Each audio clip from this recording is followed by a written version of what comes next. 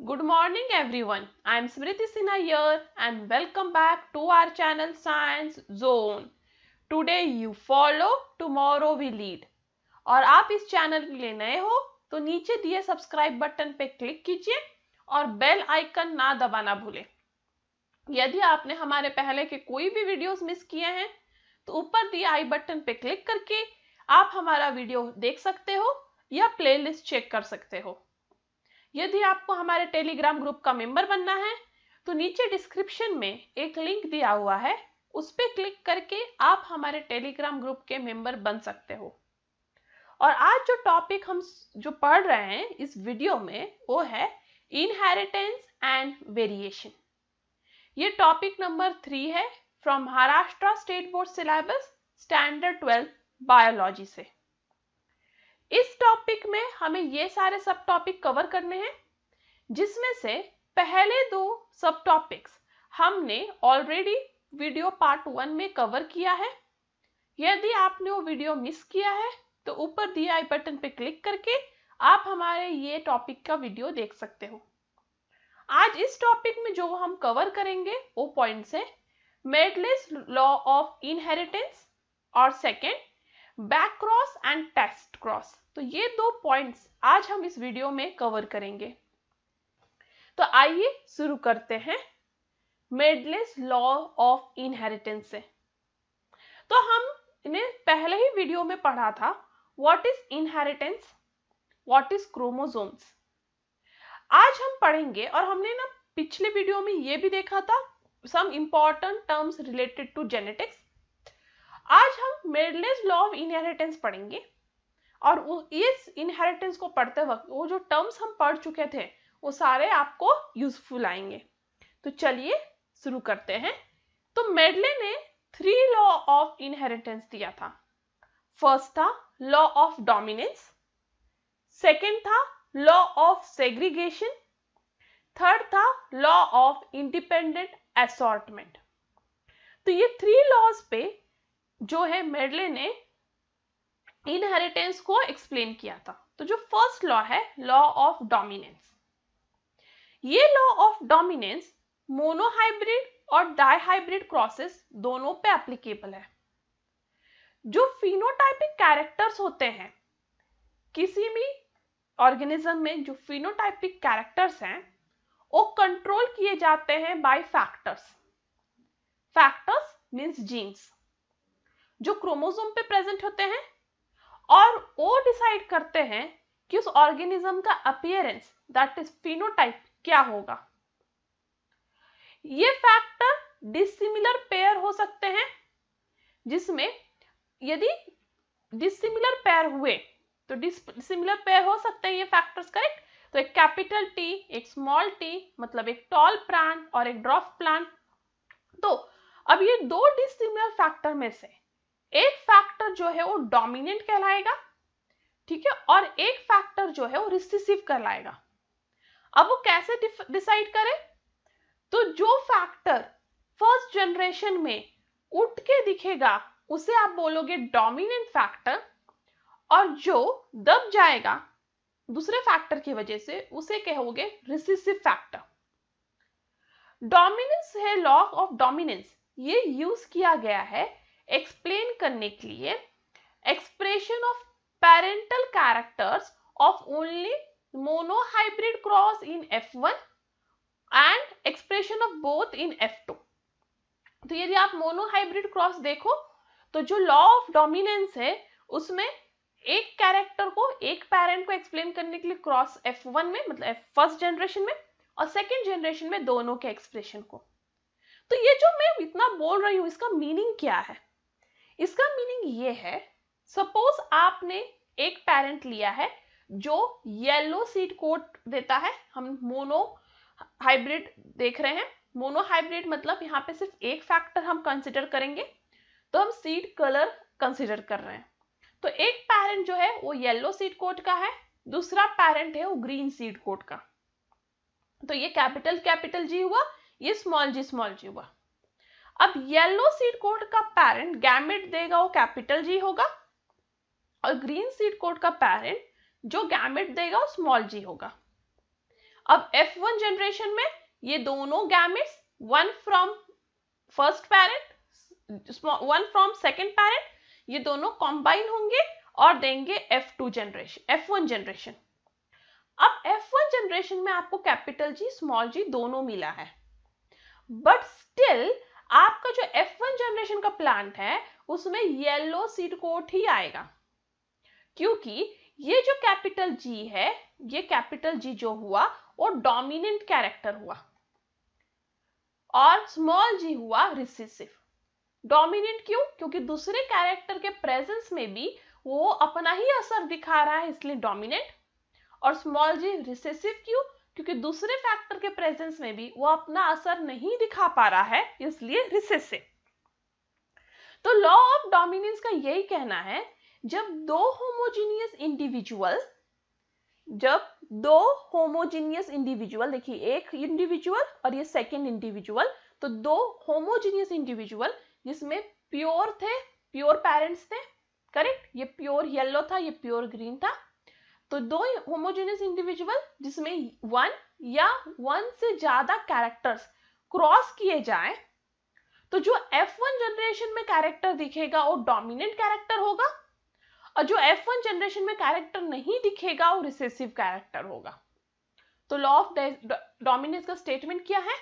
When two homogeneous individual with one or more sets of contrasting characters are crossed, the character which appear in F1 is dominant and the character which do not appear in F1 is recessive।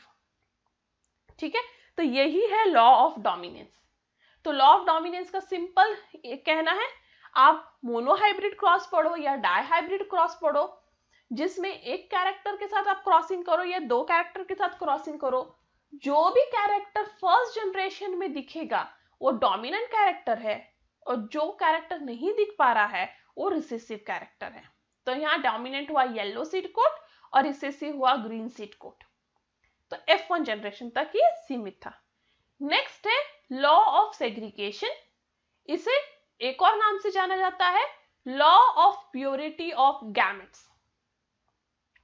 ये law उस fact पे based है कि जो अलीन्स है या jeans है वो ब्लेंडिंग या मिक्सिंग नहीं दिखाते जब भी वो F2 जनरेशन में रिकवर हो पाते हैं। ठीक है, तो इनका ऐसा कहना है कि आप दो जीन्स लेते हो पेरेंट से, प्योर पेरेंट से, उन्हें F1 जनरेशन पे लाते हो। F1 जनरेशन में आपको मिलता है हेट्रोजीनस, क्योंकि उसमें दो अलग वाले जीन्स होते हैं, अलग वाले एलिन्स होते हैं। ठीक है, एक डोमिनेंट होता है, एक रिसेसिव होता है। बट अब ये दोनों भी अपने कैरेक्टर्स को मतलब खराब नहीं करते। देखो, एक डोमिनेंट है, एक रिसेसिव है, बट रिसेसिव वाला स्टिल प्रेजेंट होता है वहां, और वो दिखता है F2 जनरेशन में जाके। इसका मतलब ये हुआ, जब गैमेट्स फॉर्म हो रहे थे तो दो कैरेक्टर से, दो फैक्टर जो थे वो जस्ट सेपरेट होते हैं, सेग्रीगेट होते हैं एक दूसरे से। रिसेसिव वाला कैरेक्टर भले ही ना दिखे F1 जनरेशन में, बट वो F2 जनरेशन में दिखता है, मतलब वो होता है वहां, भले ही वो दिखे ना वो कैरेक्टर, बट वो होता है। इसका मतलब ये है, देखो F2 जनरेशन में दिख रहा है, F1 में नहीं दिख रहा था, बट F2 में दिख रहा है, मतलब वो वहां प्रेजेंट था। और F2 जनरेशन बनने के पहले जब वो अलग हुआ, सेग्रीगेट हुआ, इसका मतलब जो भी गैमेट्स बनते हैं वो प्योर होते हैं फॉर अ पर्टिकुलर कैरेक्टर। वो गैमेट जो है वो आइदर डोमिनेंट गैमेट होगा या रिसेसिव गैमेट होगा, बट वो दोनों नहीं हो सकता। जो भी गैमेट्स बनेंगे वो डोमिनेंट होंगे या रिसेसिव होंगे, बट दोनों नहीं हो सकते, और इसलिए इसे कहा जाता है law of purity of gamete. तो अब इसे एक्सप्लेन करने के लिए हम वापस सेम डायग्राम लेंगे। ठीक है, अब इसमें वापस हम वही देखेंगे, हमने शुरू किया है मोनोहाइब्रिड क्रॉस से, एक येलो सीड कोट वाला एक ग्रीन सीड कोट वाले से कॉम्बाइन हो रहा है, दोनों भी प्योर हैं, प्योर पेरेंट्स हैं। अब येलो से एक गैमेट, ग्रीन से एक गैमेट आके कॉम्बाइन होगा देने के लिए F1 जनरेशन में ये वाला गैमेट, जिसमें एक कैपिटल G होगा, एक स्मॉल g होगा। ये येलो है, मतलब कैपिटल जी क्या है, डोमिनेंट, स्मॉल जी क्या है, रिसेसिव। बट हमें आंखों से क्या दिख रहा है कि हमारा पी प्लांट येलो कलर का ही सीड बना रहा है। तो इसका मतलब ये नहीं हुआ कि ग्रीन कलर का सीड वाला जो प्लांट जिसका गैमेट हमने यूज किया है वो गायब हो गया है या मिक्स हो गया है। इसका मतलब ये नहीं हुआ, भले ही वो रिसेसिव है बट वो वहां पे प्रेजेंट है। और जब आप दो F1 जनरेशन को साथ में आके वापस सेल्फिंग करोगे, मतलब एक F1 जनरेशन को उसी की जैसे F1 जनरेशन जब आप मिक्स करोगे, तब जाके आपको ये ग्रीन प्लांट मिलता है। तो भले ही एक ही मिला, 3 येलो मिल रहे हैं बट एक ग्रीन मिल रहा है, बट स्टिल एक ग्रीन मिल रहा है। मतलब ग्रीन जो F1 जनरेशन में नहीं दिख रहा था वो रिसेसिव था, पर वो गायब नहीं हुआ था, वो मिक्स नहीं हुआ था, वो ब्लेंड नहीं हुआ था। और उसने F2 में आके वापस प्रूव कर दिया है कि वो वहां प्रेजेंट था। ओके, तो ये है law of purity of gamete. इसका मतलब ये है जब गैमेट्स बनते हैं, क्योंकि F1 जनरेशन से दो गैमेट बने, एक कैपिटल जी गैमेट, एक स्मॉल जी गैमेट। उसी की तरह ये मेल से बना सपोज, और फीमेल से भी दो गैमेट बनेंगे, एक कैपिटल जी एक स्मॉल जी। मतलब गैमेट्स जो हैं, या 4 गैमेट्स हैं, 2 कैपिटल जी 2 स्मॉल जी, मतलब जो गैमेट बन रहे हैं वो प्योर होंगे, आइदर वो डोमिनेंट कैरेक्टर के साथ होंगे या फिर रिसेसिव कैरेक्टर के साथ। वो दोनों मिक्सचर वाले कैरेक्टर के साथ गैमेट कभी नहीं फॉर्म होंगे। तो आइदर वो जो है डोमिनेंट कैरेक्टर के साथ गैमेट बना रहे हैं या फिर रिसेसिव के साथ। और रिसेसिव कैरेक्टर F2 जनरेशन में वापस आके प्रूफ कर रहा है कि वहां प्रेजेंट है विदाउट मिक्सिंग और ब्लेंडिंग। इसका मतलब ये है जो भी गैमेट्स बनते हैं वो प्योर बनते हैं। तो statement of law of segregation ये है कि जब हाइब्रिड ऑफ F1 फॉर्म करते हैं गैमेट्स, तो जो एलीन्स हैं वो सेपरेट हो जाते हैं एक दूसरे से और एंटर करते हैं 2 डिफरेंट गैमेट्स में। अब जो भी गैमेट बन रहा है वो प्योर होता है, वो आइदर डोमिनेंट अली से बना होगा या रिसेसिव से बना होगा, बट वो प्योर होगा। और इसलिए इस लॉ को कहते हैं law of purity of gametes. ठीक है, तो जो F1 जनरेशन के जो पेरेंट्स हैं वो आपस में जब पेयर हो रहे थे तो उन्होंने 4 गैमेट्स बनाए, 2 डोमिनेंट कैरेक्टर के, 2 रिसेसिव कैरेक्टर के। तो ये चारों गैमेट्स प्योर है, आइदर वो रिसेसिव कैरेक्टर के साथ है या डोमिनेंट कैरेक्टर के साथ, पर स्टिल दे आर प्योर। और इसलिए ये कहलाता है लॉ ऑफ प्योरिटी या लॉ ऑफ सेग्रीगेशन, क्योंकि यहाँ सेग्रीगेट होते हैं गैमेट्स, सेपरेट होते हैं। तो ये लॉ ऐसे बोलोगे आप, the law states that when hybrid F1 forms gametes, the alleles separate from each other and enter into different gamete. The gametes formed are pure in that they carry only one allele each. Hence, this law is called as law of purity of gametes. Next है law of independent assortment. Law of independent assortment सिर्फ और सिर्फ dihybrid cross के ऊपर study किया जा सकता है। वो बेसिक प्रिंसिपल ऑफ जेनेटिक्स को एक्सप्लेन करता है जो मेडले ने डिफाइन किया था या डेवलप किया था। ये डिस्क्राइब करता है कि कैसे डिफरेंट जीन्स या अले जो प्रेजेंट है सेपरेट क्रोमोसोम्स पे, वो इंडिपेंडेंटली सेपरेट होते हैं from each other during formation of gamete.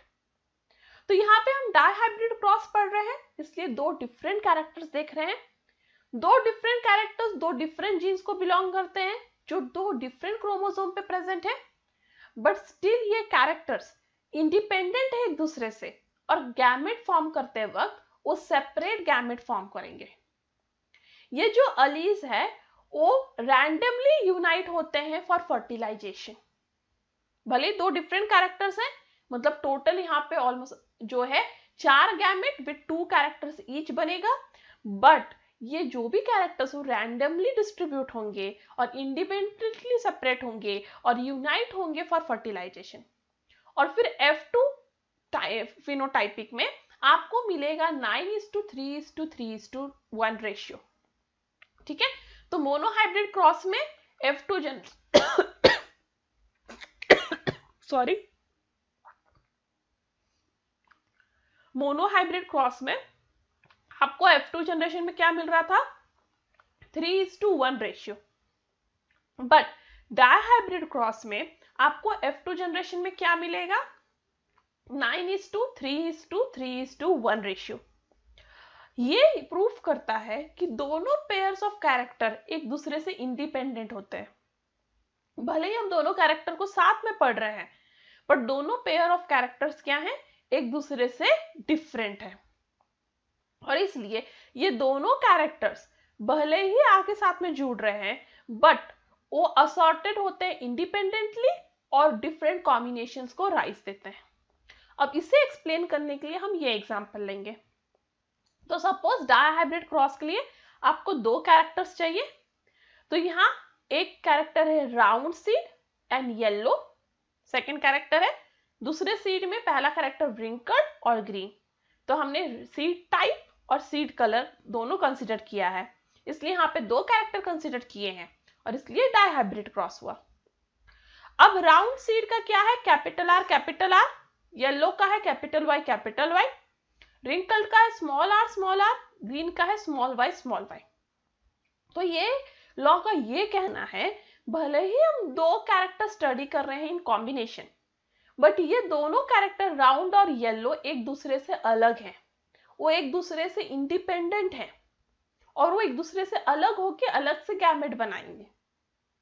तो यहाँ गैमेट जो बनेगा वो कैपिटल R कैपिटल Y है, स्मॉल r स्मॉल y है। तो फर्स्ट जनरेशन में क्या बनेगा, capital R capital Y small r small y, but still dominant character क्या है, राउंड एंड येलो, इसलिए आपको फर्स्ट जनरेशन में जो भी दिखेगा वो होगा राउंड एंड येलो सीड्स।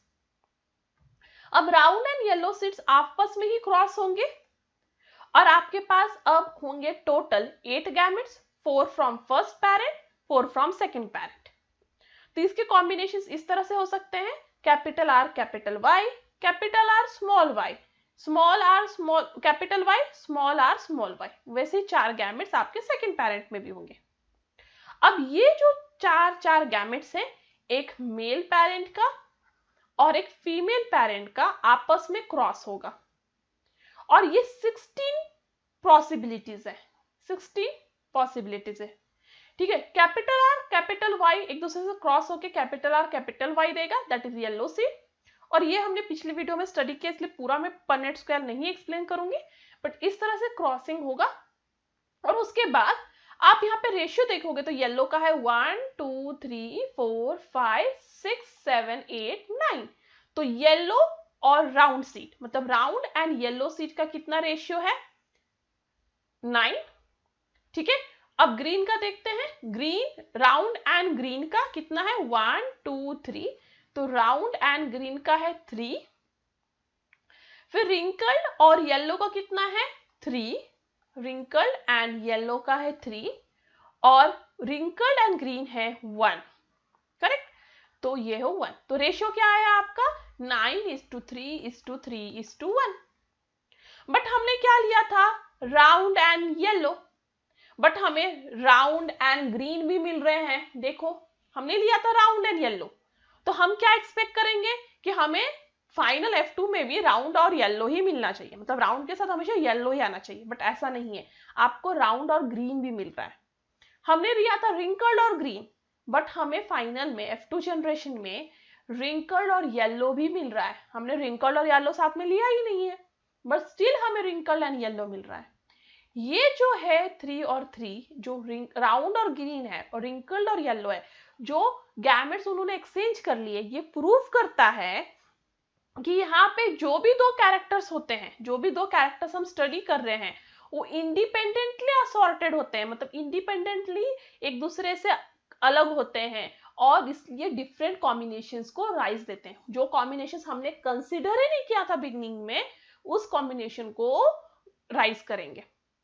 तो स्टेटमेंट ये है लॉ ऑफ इंडिपेंडेंट असॉर्टमेंट का, कि जब आप हाइब्रिड क्रॉसिंग करवाओगे दो या दो से ज्यादा कैरेक्टर्स का, जो कॉन्ट्रास्टिंग कैरेक्टर्स है वो गैमेट्स फॉर्म करेंगे और ये फैक्टर्स जो है इंडिपेंडेंटली एक दूसरे से अलग होंगे और बाद में फर्टिलाइज होंगे, इसलिए वो न्यू कैरेक्टर्स को गिव राइज करेंगे।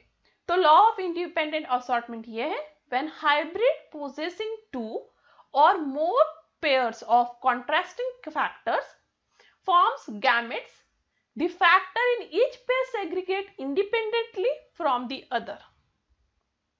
ठीक है, नेक्स्ट है back cross and test cross. Back cross मतलब देखिए बैक क्रॉस क्या है, अभी हम पहले ये बताएंगे।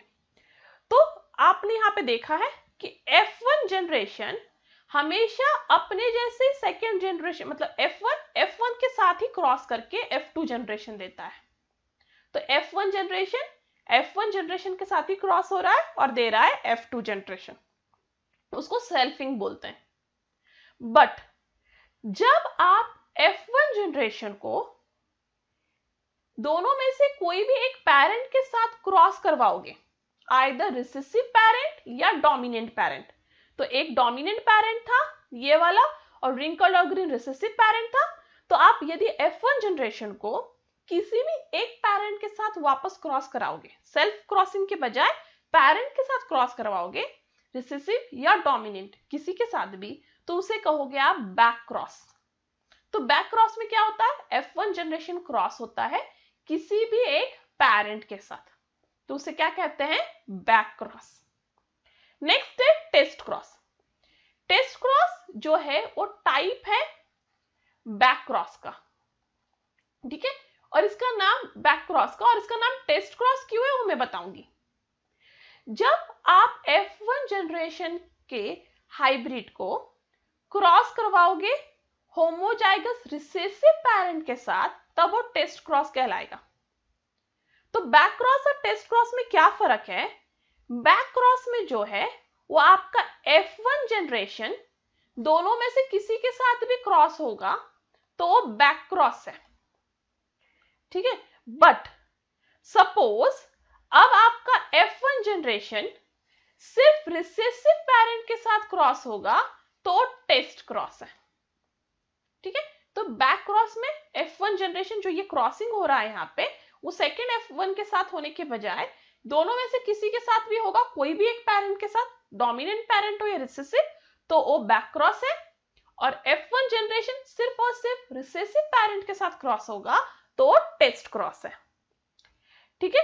अब टेस्ट क्रॉस क्यों यूज होता है, टेस्ट क्रॉस ये टेस्ट करने के लिए यूज होता है कि जो आपको इंडिविजुअल मिला है F1 जनरेशन में, जो इंडिविजुअल मिला है वो होमोजाइगस प्योर है या हेट्रोजाइगस हाइब्रिड। अब ये क्यों जरूरत है, देखिए यहाँ पे जो हमने यहाँ पे क्रॉसिंग किया, ठीक है, क्रॉसिंग करने के बाद हमें यहाँ पे 4 बच्चे मिले, ठीक है। अब ये जो बच्चे मिले यहाँ पे वो कहां से आए हैं, F1 जनरेशन से। अब F1 जनरेशन में जो बच्चे मिले अब वो प्योर है, मतलब कैपिटल जी हैं या स्मॉल जी हैं या कैपिटल जी स्मॉल जी हैं, ये पता लगाने के लिए, ये टेस्ट करने के लिए कि F1 जनरेशन में हमारे पास था क्या, ये टेस्ट करने के लिए हम टेस्ट क्रॉस कराते हैं, ठीक है। मतलब इस F1 जनरेशन को हम रिसेसिव पेरेंट के साथ क्रॉस करवाते हैं, ठीक है। टेस्ट क्रॉस जो है इजी, सिंपल, रिपीटेबल और प्रिडिक्टेबल मेथड है। टेस्ट क्रॉस यूज होता है जीनोटाइप ऑफ एनी पेरेंट पता लगाने के लिए विद डोमिनेंट एक्सप्रेशन। देखिए, बट हम इससे क्या पता लगा सकते हैं कि हमारा जो F1 जनरेशन है जो हमें मिला है वो होमोजाइगस प्योर है या हेट्रोजाइगस है। एग्जाम्पल, अब यहां पे एग्जाम्पल क्या है, पी प्लांट। पी प्लांट में हमने व्हाइट और पर्पल कलर के फ्लावर में क्रॉसिंग करवाया। व्हाइट और पर्पल कलर के फ्लावर में क्रॉसिंग करवाने के बाद हमें F1 जनरेशन में एक पर्पल कलर का फ्लावर मिला, ठीक है। तो एक व्हाइट और पर्पल फ्लावर को हमने क्रॉसिंग करवाया है और दोनों को क्रॉसिंग करने के बाद हमें पर्पल कलर का ही फ्लावर मिला है। बट ये पर्पल कलर का फ्लावर जो हमें F1 जनरेशन में मिल रहा है उसके 2 पॉसिबल है, ठीक है, जीनोटाइप। एक जीनोटाइप हो सकता है कैपिटल R, दूसरा जीनोटाइप हो सकता है कैपिटल R, स्मॉल r। दोनों ही केस में ये फ्लावर पर्पल कलर ही दिखाएगा, भले ये होमोजेगस हो या हेट्रोजाइगस हो, दोनों ही कंडीशन में वो पर्पल कलर दिखाएगा क्योंकि डोमिनेंट फैक्टर प्रेजेंट है। बट वो हम ऐसे आंखों से देख के नहीं बता सकते हैं कि इसमें जीनोटाइप क्या है। फिनोटाइप तो पर्पल है, हमने आंखों से देख के बता दिया, बट हम ऐसे नहीं बता सकते कि इसमें जीनोटाइप क्या होगा, कैपिटल आर या कैपिटल आर स्मॉल आर। तो उसके लिए हम करेंगे टेस्ट क्रॉस। अब टेस्ट क्रॉस में हम क्या करेंगे, जो ये फ्लावर है पर्पल कलर का, हम उसको रिसेसिव पेरेंट के साथ क्रॉस करवाएंगे। अब हमारा होमोजाइगस रिसेसिव पेरेंट क्या है, व्हाइट कलर का फ्लावर। ठीक है, तो व्हाइट कलर का फ्लावर हमारा होमोजाइगस रिसेसिव है, तो ये F1 जनरेशन के पर्पल फ्लावर को हम व्हाइट कलर के रिसेसिव फ्लावर के साथ क्रॉस करेंगे, जो उसका पेरेंट ही था। ठीक है, तो इसको हम कहते हैं टेस्ट क्रॉस, क्योंकि हम होमोजाइगस रिसेसिव पेरेंट के साथ इस पर्पल फ्लावर को क्रॉस करवा रहे हैं। ठीक है, अब इसमें हम फर्स्ट केस देखेंगे। फर्स्ट केस ये है कि ये वाला आपका इस साइड आप सिर्फ देखो, आपके लेफ्ट हैंड साइड पे सिर्फ। अब सपोज आपने फर्स्ट वाला जो है क्रॉस करवा लिया, टेस्ट क्रॉस करवा लिया, और टेस्ट क्रॉस के बाद आपको रिजल्ट आया कि आपके 4 बच्चे मिले इस प्लांट से, ये चारों भी पर्पल कलर के हैं। ठीक है, चारों भी जो हैं वो उनके फ्लावर्स पर्पल कलर के हैं। मतलब आपका जो अननोन ये पर्पल फ्लावर था, उस अननोन फ्लावर का जो जीनोटाइप है वो होमोजाइगस है, मतलब कैपिटल आर है। ये कैसे हुआ, क्योंकि आपका जो F1 जनरेशन के 2 गैमेट्स तैयार होंगे, कैपिटल आर, और टेस्ट क्रॉस कर रहा है रिसेसिव के साथ, that is small R 2 gametes. तो कैपिटल आर एक दूसरे के क्रॉस होके हमेशा कैपिटल आर स्मॉल आर ही देंगे, जहां पे capital R that is dominant character सब में है, और इसलिए सारे प्लांट जो है वो पर्पल कलर के ही फ्लावर देंगे। तो जब वो सब पर्पल कलर के फ्लावर ही देंगे F2 जनरेशन में, उससे हम पहचान लेंगे कि हमारे F1 जनरेशन में जो फ्लावर था वो कैपिटल आर था, मतलब होमोजाइगस डोमिनेंट कैरेक्टर था उसमें। बट अब लेफ्ट साइड देखिए, अब सपोज आपका जो F1 जनरेशन में फ्लावर मिला है वो पर्पल है और उसमें हेट्रोजाइगस कंडीशन है, मतलब एक डोमिनेंट फैक्टर है और एक रिसेसिव। अब इसे आप वापस टेस्ट क्रॉस करवाओगे होमोजाइगस रिसेसिव पेरेंट के साथ, तो ये जो है पर्पल फ्लावर से 2 गैमेट्स तैयार होंगे, कैपिटल आर एक स्मॉल आर, और व्हाइट फ्लावर से 2 गैमेट तैयार होंगे, एक स्मॉल आर। वापस दोनों आपस में क्रॉस होंगे। अब इस केस में क्या होगा, क्रॉसिंग के बाद आप देखोगे कि आपको 2 कैपिटल आर स्मॉल आर मिल रहे हैं और 2 स्मॉल आर मिल रहे हैं। इसका मतलब 2 पर्पल फ्लावर मिल रहे हैं, 2 व्हाइट फ्लावर।